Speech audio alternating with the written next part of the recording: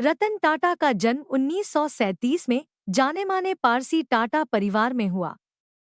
उनके पिता नवल टाटा और मां सूनी टाटा थी। कम उम्र में ही उन्होंने अपने पारिवारिक बिजनेस की बागडोर संभाली। उन्होंने मशहूर हार्वर्ड बिजनेस स्कूल से अपनी पढ़ाई पूरी की। उन्होंने कॉर्नेल यूनिवर्सिटी से आर्किटेक्चर में ग्रेजुएशन किया है। रतन टाटा का उद्योग जगत में प्रवेश 1962 में हुआ, जब उन्होंने टाटा समूह के साथ अपने करियर की शुरुआत की।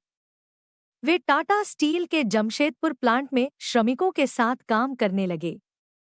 यहाँ उन्होंने जमीन से जुड़ी समस्याओं और श्रमिकों के साथ संवाद स्थापित करना सीखा।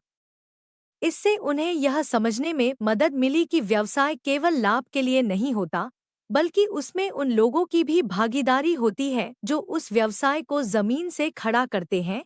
1991 में जेआरडी टाटा के सेवानिवृत्त होने के बाद रतन टाटा ने टाटा समूह की बागडोर संभाली।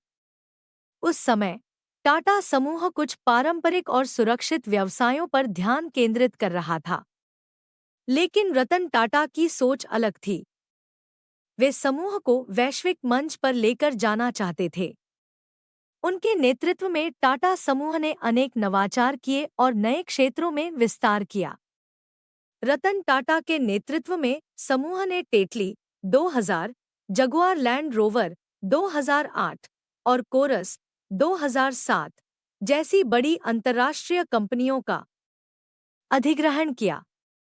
ये सभी अधिग्रहण भारतीय उद्योग के लिए महत्वपूर्ण माने जाते हैं, क्योंकि उन्होंने टाटा समूह को वैश्विक स्तर पर प्रतिस्पर्धा करने की क्षमता दी। रतन टाटा का योगदान सिर्फ उद्योग जगत तक ही सीमित नहीं था। उन्होंने अपने जीवन का एक बड़ा हिस्सा समाज सेवा में समर्पित किया। टाटा ट्रस्ट के माध्यम से उन्होंने शिक्षा, स्वास्थ्य और ग्रामीण विकास जैसे क्षेत्रों में महत्वपूर्ण योगदान दिया।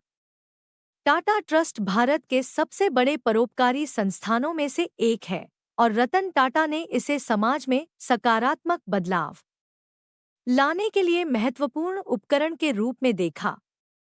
रतन टाटा का मानना था कि व्यवसाय का उद्देश्य केवल मुनाफा कमाना नहीं है, बल्कि समाज में सकारात्मक बदलाव लाना है। यही वजह है कि उन्होंने हमेशा सामाजिक और पर्यावरणीय जिम्मेदारियों को प्राथमिकता दी।